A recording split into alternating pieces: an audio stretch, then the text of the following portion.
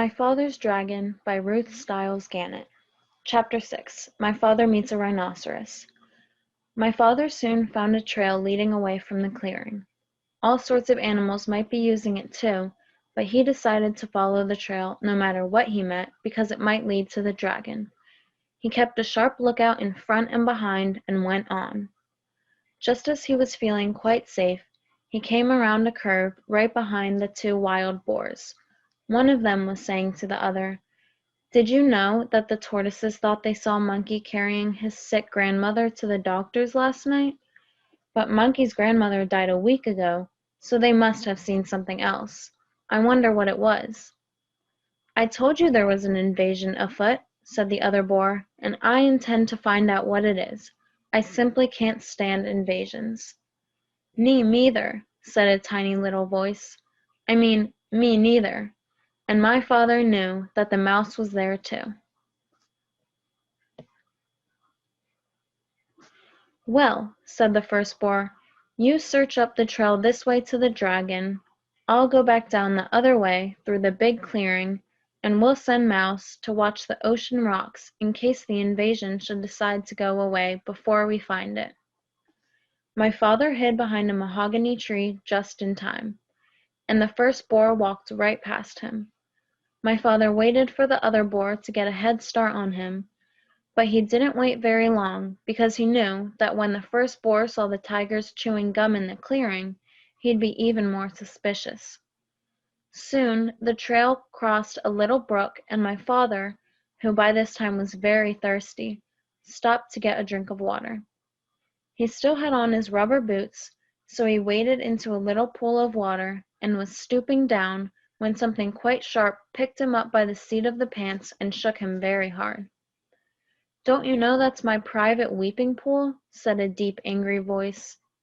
My father couldn't see who was talking because he was hanging in the air right over the pool, but he said, "Oh no, I'm so sorry. I didn't know that everybody had a private weeping pool."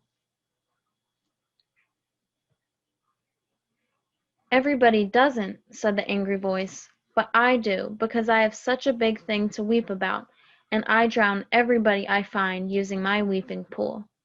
With that, the animal tossed my father up and down over the water. "What is it that you weep about so much?" asked my father, trying to get his breath, and he thought over all the things he had in his pack. "Oh, I have many things to weep about, but the biggest thing is the color of my tusk."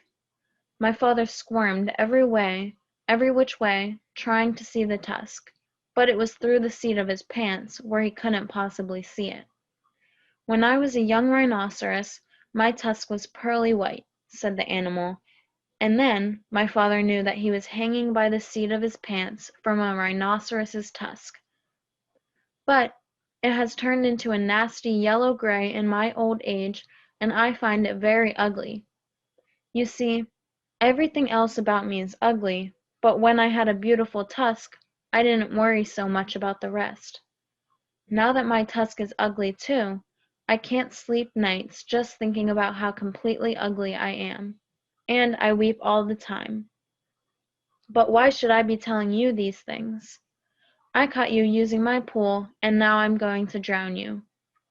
"Oh, wait a minute, Rhinoceros," said my father. "I have some things that will make your tusk all white and beautiful again. Just let me down, and I'll give them to you." The rhinoceros said, "You do? I can hardly believe it. Why, I'm so excited."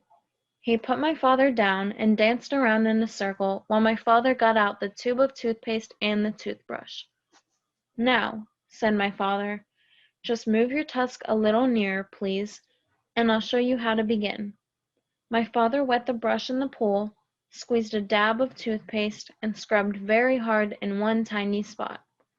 Then he told the rhinoceros to wash it off, and when the pool was calm again, he told the rhinoceros to look in the water and see how white the little spot was. It was hard to see in the dim light of the jungle, but sure enough, the spot shone pearly white, just like new. The rhinoceros was so pleased that he grabbed the toothbrush and began scrubbing violently, forgetting all about my father. Just then my father heard hoofsteps, and he jumped behind the rhinoceros. It was the boar coming back from the big clearing where the tigers were chewing gum. The boar looked at the rhinoceros, and at the toothbrush, and at the tube of toothpaste, and then he scratched his ear on a tree. "Tell me, rhinoceros," he said, "where did you get that fine tube of toothpaste and that toothbrush?"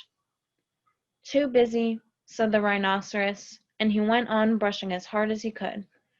The boar sniffed angrily and trotted down the trail toward the dragon, muttering to himself, "Very suspicious. Tiger's too busy chewing gum.